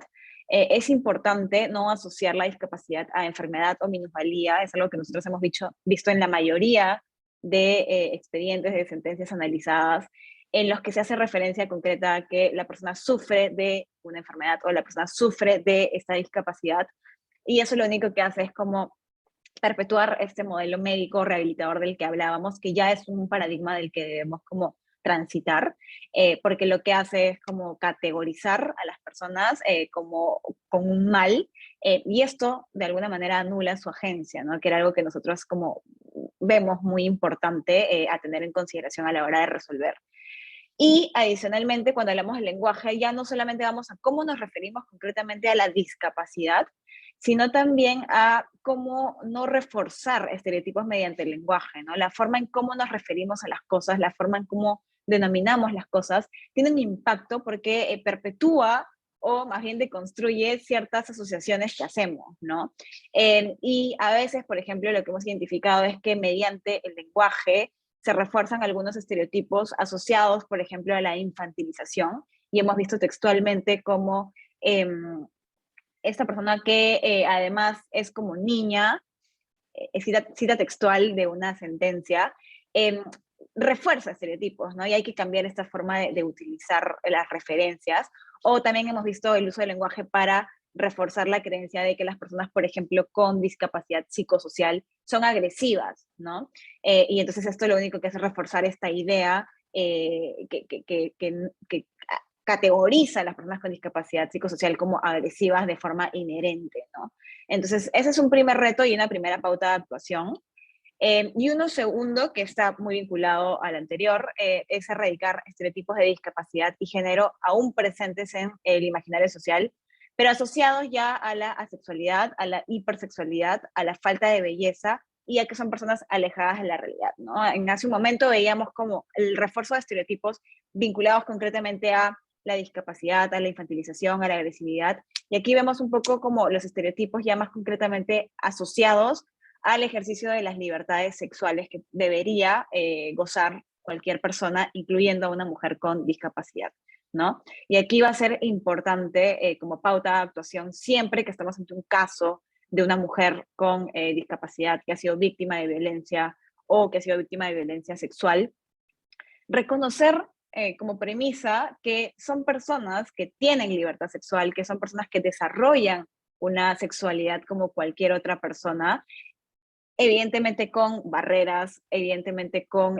dificultades, ¿no?, propias de la sociedad, pero al fin y al cabo son titulares de este derecho a la libertad sexual y por lo tanto hay que darles esa agencia, ¿no? Y esto va a implicar no solamente reconocerles la libertad, sino creer en sus palabras, ¿no? Muchas veces lo que ocurre es que cuando tenemos, por ejemplo, el caso de una mujer con discapacidad física, psicosocial, intelectual, y que, por ejemplo, denuncia una situación de acoso sexual en el trabajo, por ejemplo, o de acoso sexual callejero, no se le cree porque como estamos asociados o vinculados a que son personas no bellas, es un estereotipo de que son personas no bellas porque no encajan dentro del estándar de belleza, entonces le restamos valor a su testimonio o a su declaración, ¿no? Porque en el imaginario social, pues, entra esta inadecuada creencia de que como pues una mujer con discapacidad física va a ser víctima de acoso callejero, acoso sexual callejero, si no es una persona que entra dentro de este estándar de belleza, ¿no? Entonces ahí también hay un punto sobre el que tenemos que trabajar y seguir mejorando. Y vinculado a esto también está este punto sobre analizar el consentimiento desde un enfoque de discapacidad que reconoce la autonomía y la libertad para la toma de decisiones, ¿no? Y esto parte de lo anterior, ¿no? Si reconocemos que una mujer con discapacidad, sea la discapacidad que sea, tiene libertad sexual y es titular de la libertad sexual, por lo tanto es una persona que puede consentir. ¿Cómo va a consentir? Eso va a depender muchísimo del caso concreto y lo vamos a ver en una siguiente pauta, pero es importante que la premisa siempre sea, son personas que tienen autonomía y que tienen libertad para tomar decisiones y que para esa toma de decisiones pueden requerir apoyos o pueden requerir ajustes digamos, accesibilidad de la información, pero finalmente van a tomar una decisión autónoma, ¿no? Siguiente, por favor. Una tercera pauta es adoptar medidas que garanticen la accesibilidad de personas con discapacidad a la información y a la comunicación durante el proceso. Esto muy alineado a este reto que veíamos. Y aquí vamos a tener pues como pauta de adaptación el uso del lenguaje sencillo, velocidad adecuada, ¿no? Muchas veces estamos acostumbrados y sobre todo en procesos judiciales a ir rápido, ¿no? Porque tenemos quizás muchas diligencias y quizás no pensamos en que en determinadas situaciones las personas pueden requerir una velocidad mucho más pausada, incluso preguntarle a la persona si necesita tomar más pausas o si la velocidad es adecuada para que pueda recibir la información que se le está brindando, ¿no? Además de haber información disponible en audio, información disponible en lengua de señas o en sistema braille, por ejemplo, dependiendo de la situación específica. Dirigirse directamente a la persona con discapacidad que es parte del proceso, ¿no? Y esto es algo que de la experiencia que tenemos tanto Cristina como yo hemos podido identificar y se ve de alguna manera reflejado en estos testimonios y declaraciones que hemos leído en los expedientes, que muchas veces los operadores, las operadoras de justicia no se dirigen a la persona víctima de violencia, sino se dirigen pues a la persona que las acompaña. Y esto puede generar una barrera, una inseguridad, puede generar como un temor frente a la persona que realmente debería ser quien da su testimonio, ¿no? Y la información se le debería brindar directamente a la persona que es quien va a tomar la decisión finalmente, ¿no? Pero dejar de dirigirnos como hacia otra persona bajo el entendimiento de que pues estas personas o no nos entienden o no saben lo que está pasando, porque en realidad son ellas quienes son parte del proceso y son ellas quienes están acudiendo al proceso judicial a obtener respuesta y a obtener como un proceso que busque ser reparador, ¿no? Y también otra pauta en este punto es identificar situaciones en que se requiera otras medidas de comunicación con la persona, como por ejemplo el uso de símbolos, el uso de fotos, el uso de imágenes de apoyo o de video, ¿no? Quizás a veces pensamos solamente en la declaración de la persona y nos ceñimos como en la diligencia a una conversación, a una declaración, a preguntas y respuestas, pero cuando hablamos de casos de personas con discapacidad, el uso de otros mecanismos puede ser favorable para lograr que una persona pueda realmente ejercer su derecho dentro del proceso y aprobar ciertas cuestiones o a brindar su declaración, digamos, en el mayor marco posible, ¿no? Entonces, brindar esas facilidades para que la persona pueda utilizar imágenes de apoyo, fotos, videos, símbolos, hasta objetos que puedan ser útiles de cara a la resolución del caso, ¿no? Un siguiente reto y una siguiente pauta es adoptar medidas que garanticen la accesibilidad, ya no, digamos, en el acceso a la información específicamente, sino en espacios físicos en el marco del proceso, y así como garantizar entornos adecuados, ¿no? Y aquí, como les comentaba, ya no hablamos de la información, sino de otro aspecto que también es fundamental para el ejercicio de estos derechos, que es, digamos, en la infraestructura, ¿no? Sí, en la infraestructura. Y para esto, por ejemplo, planteamos que en la medida de lo posible se puedan realizar programación de audiencias en espacios que eviten el desplazamiento de las personas con discapacidad que así lo requieran, ¿no? Por ejemplo, plantear diligencias por videollamada o diligencias inclusive hemos visto como buena práctica que se realizan en la casa de la persona agraviada o en algún espacio en el que no se tenga que trasladar hasta determinado espacio físico perteneciente al Poder Judicial, por ejemplo, ¿no? Y además, cuando estamos ante una diligencia, también va a ser importante identificar conjuntamente con la persona un lugar seguro y apropiado para las diligencias, ¿no? Un lugar que tenga el espacio suficiente, que tenga las condiciones necesarias para que esta persona pueda realmente brindar su testimonio, aportar sus pruebas, etcétera, ¿no? Y ponemos conjuntamente porque muchas veces, lo hemos visto también, que se decide, este espacio es mejor para la persona, pero no involucramos a la persona en la toma de esta decisión. Y en muchos casos podría ser importante porque la propia persona conoce o podría saber mejor cuáles son las necesidades que necesita para poder brindar una declaración, por ejemplo, ¿no? Entonces, en la medida de lo posible, porque siempre evidentemente sabemos que hay ciertos límites, poder plantearle a esta persona dónde se sentiría cómoda, por ejemplo, dando una declaración, o dónde preferiría llevar a cabo la diligencia, y siempre que se pueda, pues tratar de generar esas condiciones, ¿no? Y finalmente, la programación de audiencias con el tiempo necesario. Identificamos que había muchas audiencias, y esto es una práctica, digamos, natural, porque por la cantidad la carga que hay en el Poder Judicial, se programan audiencias muchas veces seguidas y con poco tiempo de duración, pero va a ser importante que cuando estamos ante un caso de una mujer con discapacidad que ha sido víctima de violencia, que además por la propia naturaleza de que es un caso de violencia, necesite como tener un poco más de espacio, ¿no? Pues si nuestras diligencias usualmente duran unos 30 minutos, pues pensar que para un caso de una mujer con discapacidad quizás requiramos más tiempo porque si es una mujer que, por ejemplo, tiene discapacidad intelectual o que necesita algún tipo de apoyo, pues esto nos va a tomar más tiempo del que nos tomaría en otra situación, ¿no? Entonces vamos a tener que programar audiencias pensando en estas condiciones y en estas situaciones adicionales que vamos a tener que resolver, ¿no?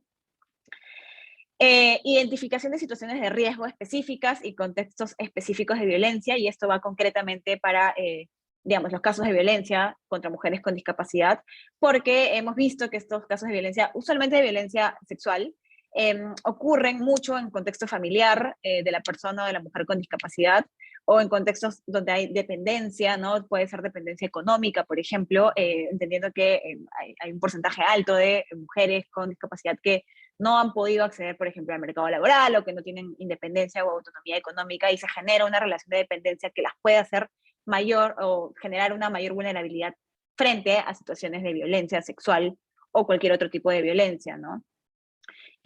Otras variables de identidad, esto ya lo habíamos mencionado, ¿no? Si es una mujer que se encuentra en una situación de pobreza, o si es una mujer que además tiene un origen étnico-racial determinado, si es una mujer que ha tenido o no acceso a educación sexual, por ejemplo, también va a ser un criterio que nos puede ayudar a entender o analizar el consentimiento en un caso concreto, ¿no? Y así como ir identificando situaciones concretas que van más allá de decir es una mujer con discapacidad y punto, sino como es una mujer con discapacidad, víctima de violencia, que su agresor era un cuidador, que además no había tenido acceso a la educación sexual, y todo eso nos va a permitir como entender el caso de forma mucho más integral y poder realmente como entender qué situaciones concretas ocurrieron en este caso y cómo deberíamos resolver, ¿no? Siguiente, por favor.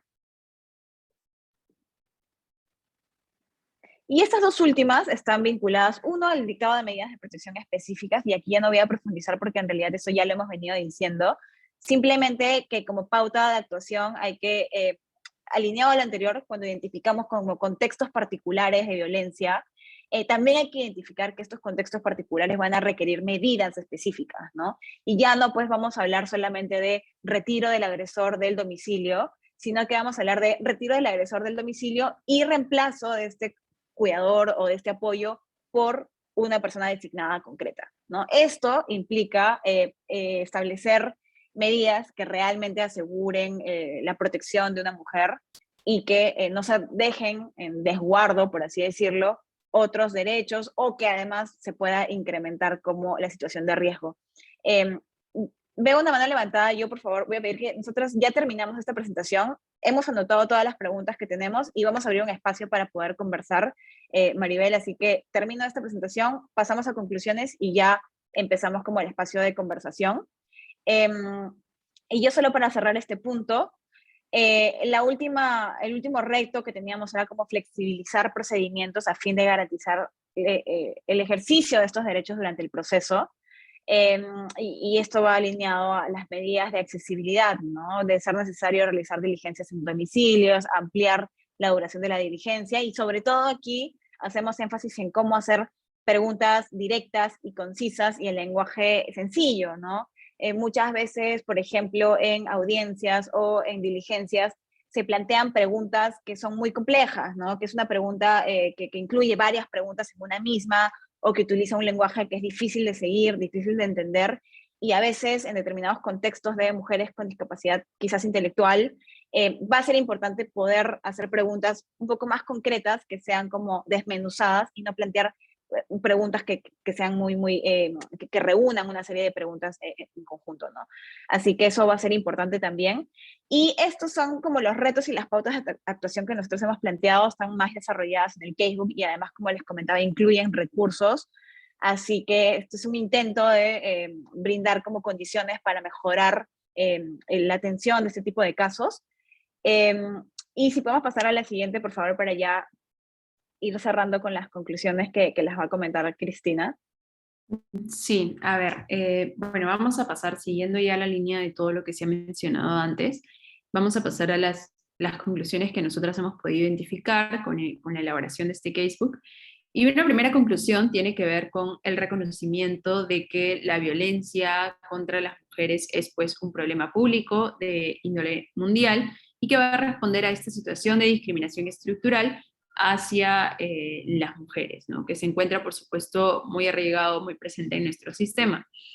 Sin embargo, lo que hemos podido apreciar con la elaboración de este casebook es que las mujeres van a representar este grupo heterogéneo que va a significar que algunas de ellas van a estar mucho más expuestas que otras y que van a tener pues una situación de mayor vulnerabilidad. Y en este caso se encuentran las niñas, adolescentes y mujeres con discapacidad que van a estar más expuestas frente a determinadas situaciones de violencia de género, ¿no? Como segundo punto, tenemos que la discapacidad a lo largo de la historia ha transitado, como ya hemos señalado en esta presentación, de acuerdo al abordaje o a la propuesta de Agustina Palacios, hemos podido reconocer 3 paradigmas y el modelo social es el que actualmente se encontraría vigente, aun cuando puede estar sujeto a críticas, aun cuando todavía existe el rezago de otros paradigmas en nuestra actualidad, es este el modelo que predomina y es el que se va a encontrar además alineado a un enfoque basado en los derechos humanos que reconoce a las personas con discapacidad como sujetos de derecho y como sujetos capaces de decidir, ¿no? Desde el ámbito sexual hasta cualquier toma de decisión que pueda tener la persona.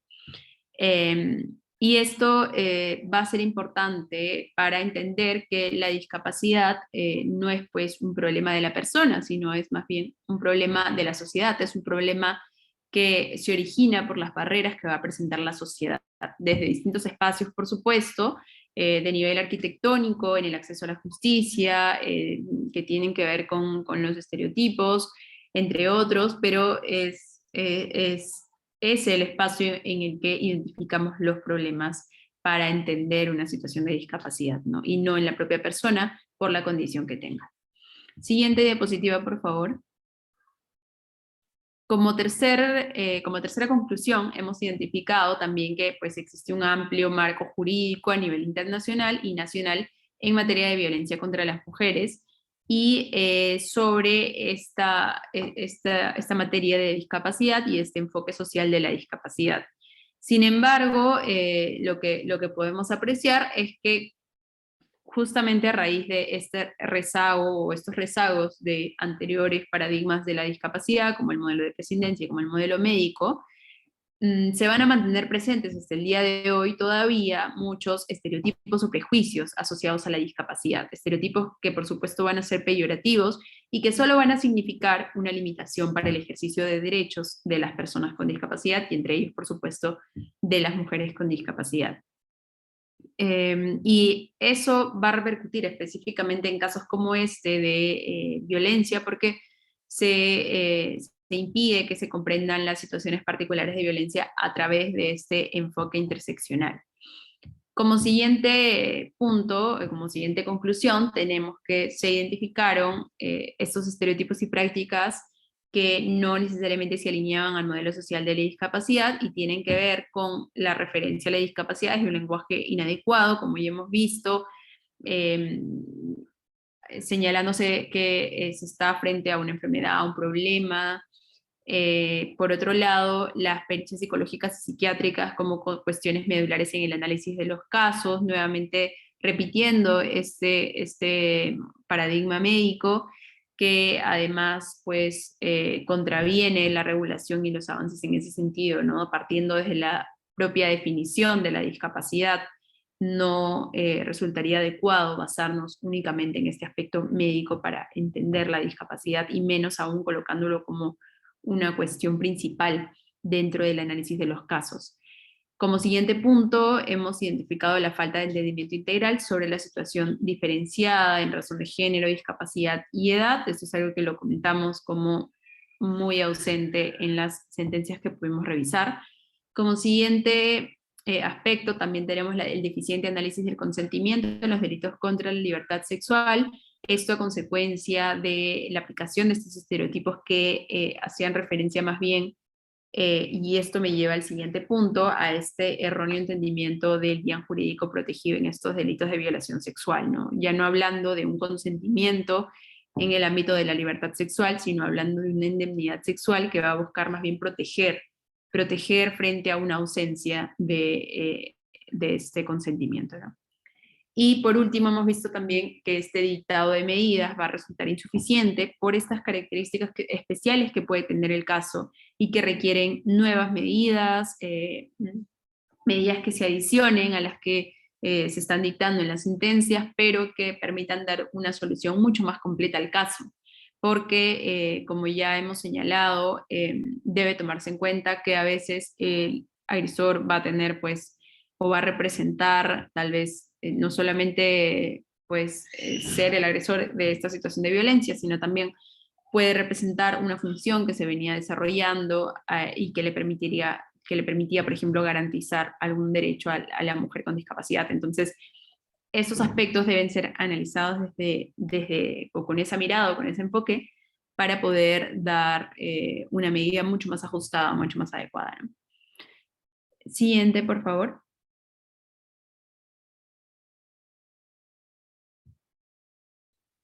Siguiente, por favor. Ok, como último punto, lo que hemos podido identificar también es que existe un gran esfuerzo y avance de lo que hemos podido revisar del análisis de los casos. Si bien es cierto, se han mantenido y por supuesto lo hemos presentado también como retos pendientes a raíz de los problemas o a raíz de las deficiencias que hemos podido identificar. También es cierto que en algunos casos se han reconocido estos elementos positivos, ¿no? En el caso de la interseccionalidad, por ejemplo, veíamos que en uno u otro caso sí se señalaba que esta condición de género y discapacidad podía impactar, por ejemplo, en la defensa de la persona, o generaba una situación de mayor riesgo o de mayor vulnerabilidad. Entonces, esos son elementos que se toman en cuenta, por supuesto, desde un aspecto favorable y que también lo reconocemos en este análisis de casos. Bueno,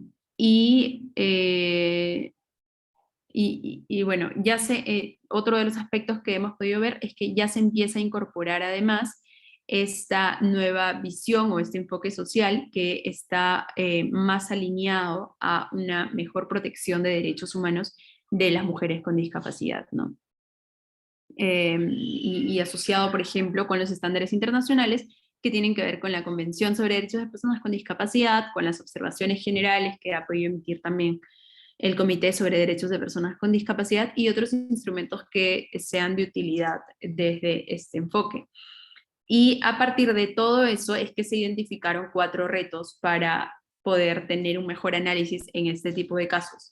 Estos son los siguientes. En primer lugar, que se requiere que los operadores de justicia y todo el sistema de atención de los casos de violencia contra las mujeres utilicen de forma adecuada el lenguaje al momento de referirse a las personas con discapacidad. Esto va a ser un primer punto de partida importante para la posterior protección de derechos de este colectivo, porque en realidad es algo que ya se ha consensuado mediante los instrumentos, ya se ha consensuado a raíz de la lucha de tantos colectivos. Entonces se podría decir pues que es un avance en nuestra legislación, y es algo que debemos asumir también como tal, ¿no? Porque el uso de otros términos más bien van a llevar connotaciones negativas o, como señalaba también Andrea, estereotipos, infantilización o de otro tipo, ¿no? Entonces, evitar replicar ese tipo de términos que no van a sumar, sino simplemente van a perpetuar una situación de discriminación o exclusión.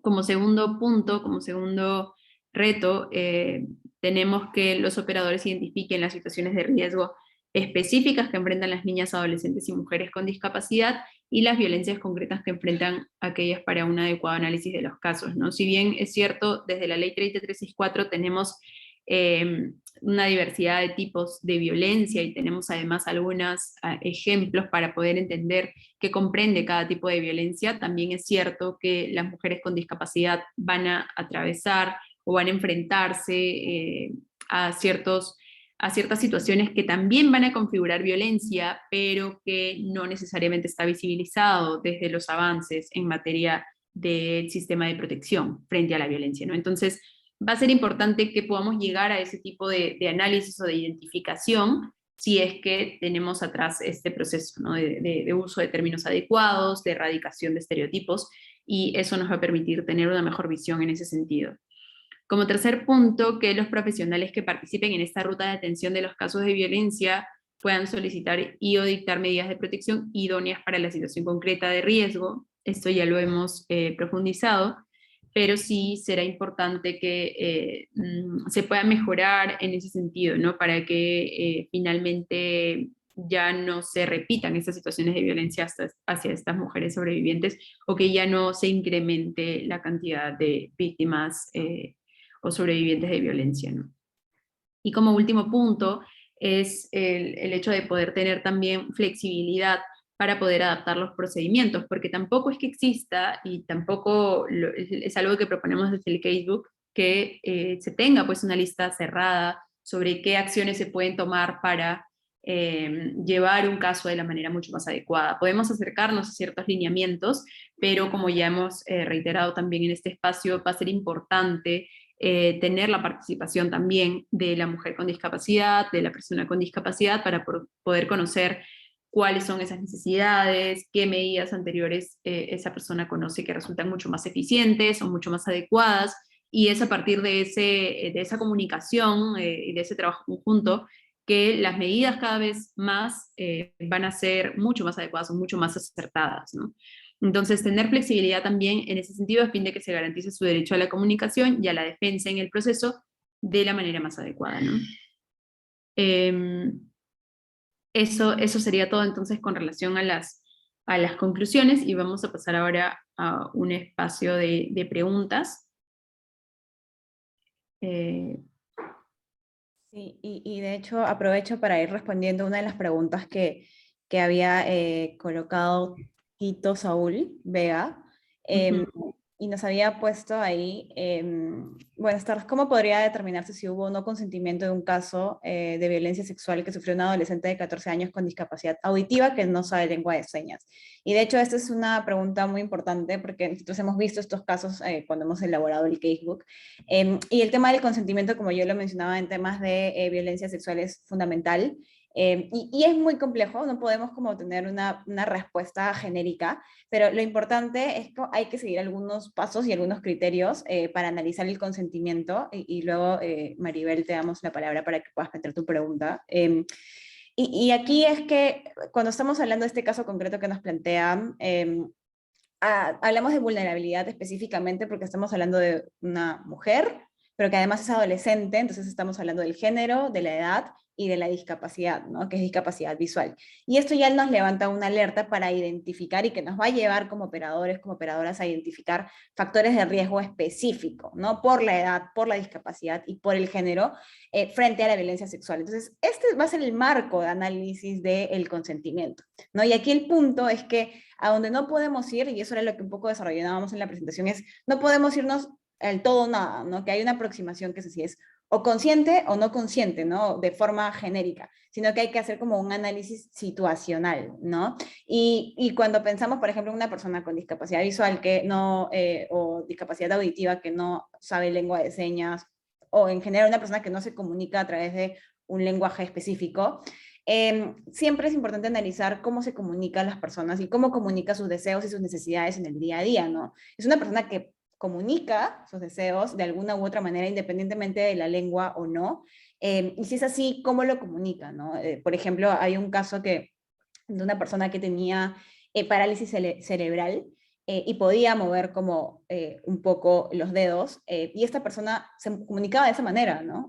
Sus deseos, sus necesidades, si quería algo o no, lo hacía a través de moviendo el dedo meñique. Y esto tranquilamente lo aplicaba, y es un caso que nosotros hemos analizado también en el plano de su libertad sexual, ¿no? Y la persona iba consintiendo así. Entonces, un poco también la invitación es a analizar el consentimiento, no solamente del entendimiento de cómo manifestamos el consentimiento, típicamente como lo haríamos, sería manifestándolo verbalmente, sino que cuando hablamos de personas con discapacidad, hay otras formas de manifestar el consentimiento, ¿no? Y si no hubo esta manifestación de consentimiento, pues y necesariamente vamos a hablar de que estamos ante una ausencia del consentimiento y por lo tanto ya estaríamos hablando de que podríamos sancionar a la persona por violación sexual, ¿no? Aquí lo interesante es no verlo como el todo o nada que yo les comentaba, ¿no? Es como es una persona que no consiente o es una persona que sí consiente, sino más bien hacer el análisis específico, ver cómo se comunica la persona en su día a día, ver si esto pudo ser replicado, por ejemplo, en el ámbito sexual, si además, no habían otros factores de riesgo que nos permiten como levantar alertas de que podríamos estar efectivamente en una situación de violencia sexual, de un aprovechamiento de la situación concreta, ¿no? Igual esas preguntas es muy interesante y nosotros la hemos recibido también en otros espacios, el tema del consentimiento, y de hecho en el casebook lo que estamos haciendo es incorporar un poco más de ejemplos para que esto pueda como ser mucho más claro y ser mucho más aplicable en el día a día, en la resolución de casos, ¿no? Vi que Maribel tenía la mano levantada hace rato ahora, sí, mil disculpas, pero queríamos terminar primero la presentación y adelante.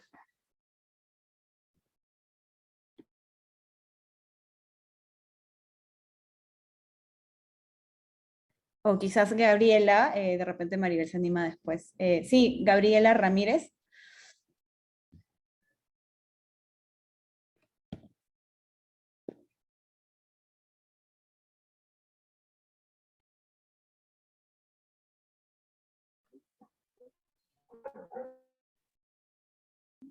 Creo que, no sé si se está escuchando a alguien, creo. Bueno. Sí, buenas tardes. Gabriela Ramírez. ¿Sí me escuchan? Sí, Sí. escuchamos. Buenas tardes. Buenas tardes. Sí, soy Gabriela Ramírez, soy juez de familia en un juzgado de violencia familiar en la ciudad de Iquitos. Más que una pregunta, un comentario, ¿no? En alguna ocasión tuve un caso de violencia familiar de tipo psicológica entre dos personas con discapacidad auditiva. El fundamento de la demanda estaba un poco vacía desde el punto de vista de la evaluación que hacemos en el juzgado, ¿no? Entonces, llamé a una audiencia para ver el caso, coordiné con la oficina administrativa para que nos proporcionaran un intérprete en lenguaje de señas, nos proporcionaron los intérpretes, sin embargo, las partes no se conectaron a la audiencia.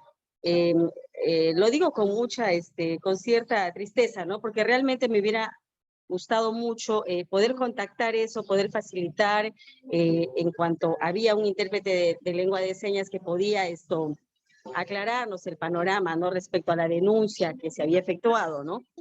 Sin embargo, como juzgado, como compromiso, estamos detrás de ese proceso para ver si podemos ubicar a las partes, de repente volver a señalar otra audiencia y coordinar con ellos para ver cómo están, ¿no?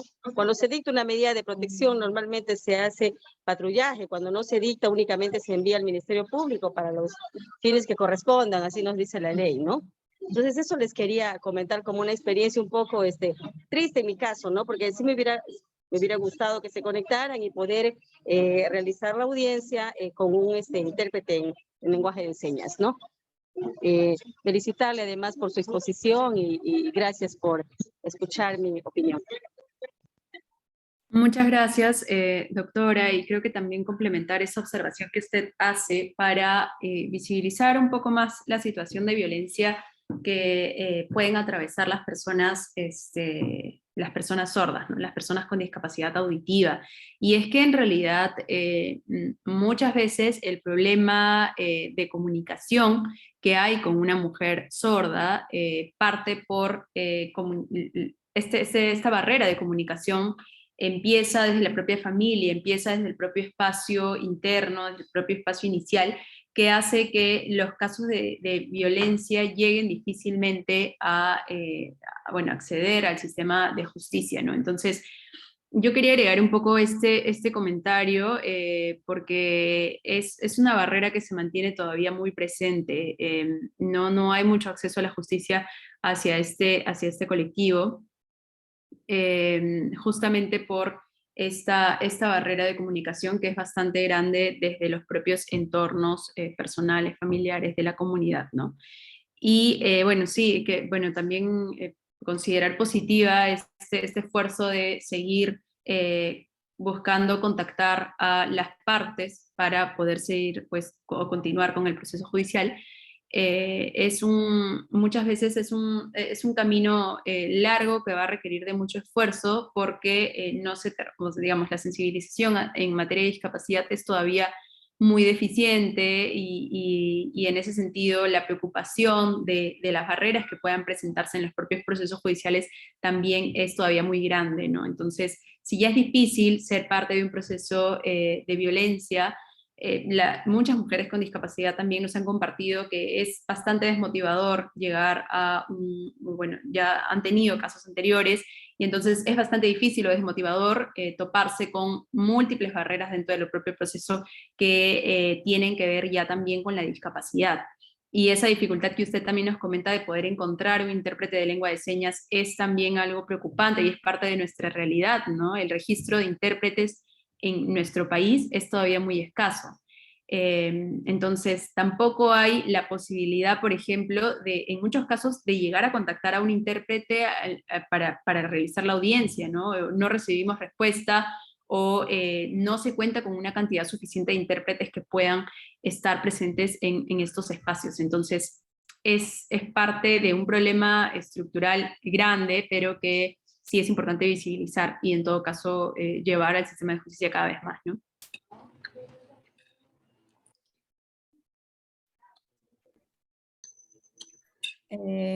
Muchas gracias, doctora, por la intervención. Veo que también estaba levantada la mano de Bernabé. No sé cuál es su nombre, pero adelante. Doctora, muy buenas noches, doctora Magda y doctora Andrea.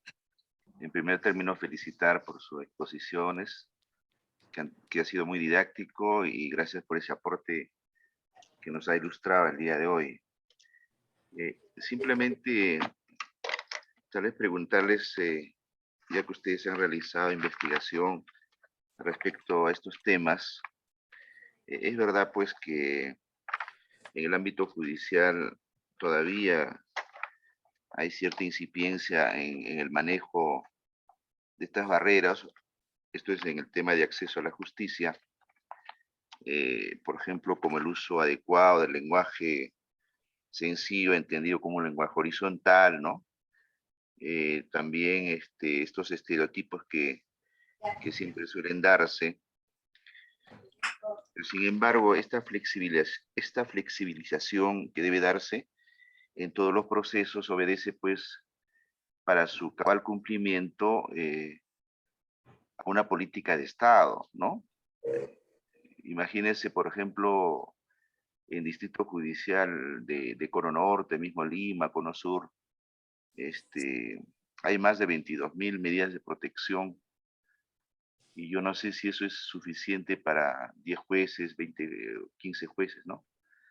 Entonces, uno de ustedes decía de que una audiencia debe prolongarse, debe darse un tiempo prudencial para ser escuchados de manera adecuada a las partes con estos problemas de discapacidad. Entonces, en esa línea, no sé cuál sería la propuesta de ustedes o cómo podríamos resolver, porque esta es una barrera enorme y esta es una tarea. Recordemos que cuando el Código Procesal Penal empezó a ponerse en vigencia, era célere, ese es el espíritu del código, pero hoy en día ya colapsó.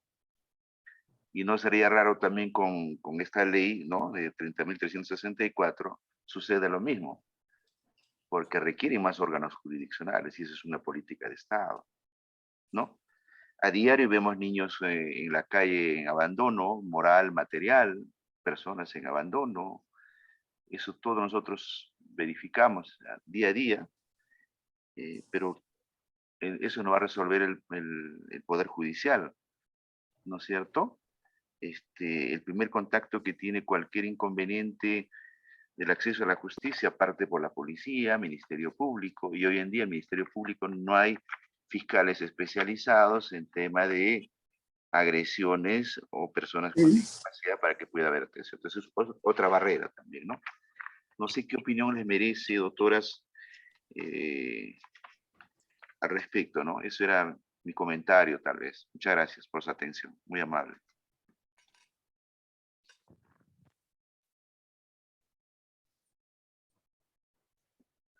Muchísimas gracias por la participación y bueno, sin duda es un comentario muy interesante. Nosotras sí planteamos como que se pueda, y de hecho lo comenté, ¿no? Somos conscientes de la carga que hay a nivel país y planteamos esta propuesta de pensar como en medidas que garanticen los derechos de las mujeres que recurren al Poder Judicial, que recurren al proceso para resolver sus casos que se pueda en la medida de lo posible, porque entendíamos las limitaciones, garantizar espacios como en los que sea necesario que se otorgue más tiempo. Y esto parte de también hacer una ponderación, ¿no? Porque si quizás en estos casos no damos ese tiempo adicional, que no estamos hablando de digamos, una diligencia que tenga que durar 8 veces más, pero quizás podemos alargarlo unos 20 minutos, creo que eso no es poco razonable, más bien creería que es razonable en los casos en los que sea estrictamente necesario, pero sin duda, y lo comentaba usted en su participación, esto tiene que partir de no puede partir solamente o basarse solo en buenas prácticas de determinados operadores u operadoras, ¿no? Tiene que partir de una política pública, digamos, que lo que busque sea justamente disminuir esta carga que impide que podamos hacer estas adaptaciones y que tenga este enfoque de discapacidad también, ¿no? Y que podamos hacer estas adaptaciones que son necesarias porque el problema con no hacer estas adaptaciones, estas medidas de accesibilidad, que además son un derecho de las personas con discapacidad, no es algo que sea negociable, ¿no? Si la persona necesita esta medida para ejercer su derecho, pues es algo que tenemos como obligación hacer, porque es un derecho que les asiste y que como Estado nos hemos además comprometido con ciertas obligaciones internacionales, ¿no? Entonces, por ahí que tenemos que hacerlo, entendemos que en la práctica sea un poco más complicado, por eso siempre la recomendación es, en la medida de lo posible, se tiene que hacer, ¿no? Sin desconocer evidentemente que muchos de los problemas que tenemos a nivel de carga procesal pues vienen de la necesidad de una política que ayude a paliar como esa carga que está impidiendo pues que se puedan resolver los casos de forma oportuna, de forma célere, de forma adecuada, ¿no? Entonces, por ahí va un poco mi comentario, no sé si Cristina tiene algo más que aportar o si quizás usted quiere comentar algo adicional, ¿no? Sí, no, realmente totalmente de acuerdo con lo que has señalado y también con lo señalado en la propia participación. Eh, y solamente quería comentar o leer lo que habían colocado también en el chat, la última participación en el chat de Luzmila Muro, que señala que en la situación de una víctima con discapacidad psicosocial o intelectual, si requiere de un facilitador para su declaración, ¿Cuánto le debo? hay apertura, ¿no? Entonces, solamente comentar esto porque nos permite justamente agregar algo, y es que si bien es cierto, por ejemplo, hasta ahora hemos estado discutiendo de medidas que tienen que ver con alguna adaptación con relación al tiempo, o tal vez alguna adaptación que va a tener que ver con algún equipamiento o maquinaria, etcétera. Es importante esto que nos señala Luzmila, porque la participación de un facilitador o un apoyo dentro del proceso también es una adaptación posible, viable, y como ella señala, hay apertura para hacerlo, y es parte de esta obligación que asumimos como Estado, ¿no? Como señalaba Andrea. Entonces, simplemente para visibilizar también que esta es otra de las medidas que se tomarían en caso fuera necesario, o en caso la propia sobreviviente de violencia indicara que lo requiriera, ¿no?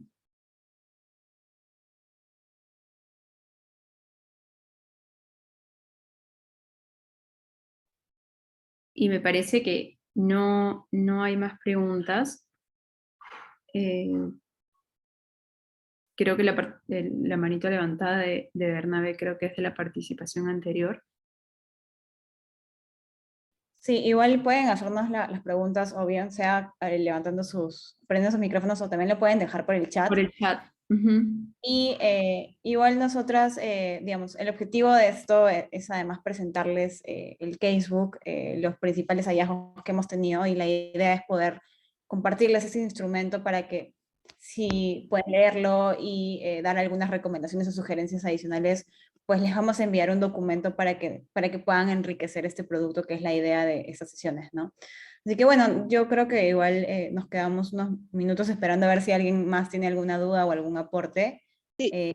Uh-huh. No. Julie, creo. ¿O no?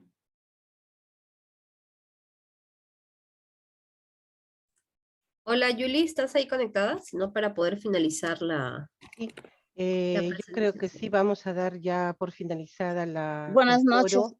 Ah, ¿Me adelante, escucha? adelante. Sí, Jackie, Sí. adelante. Buenas noches.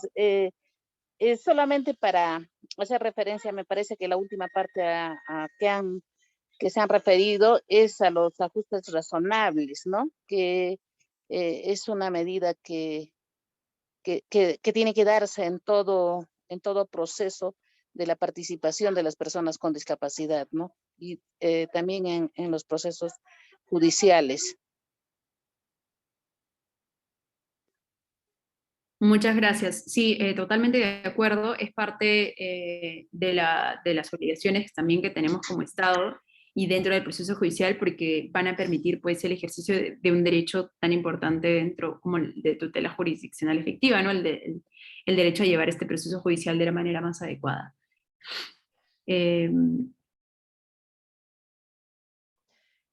Muchas gracias, Cristina. Muchas gracias, Andrea. Yo creo que paramos la transmisión primero, Dayana, antes de despedirnos. Paramos la grabación también.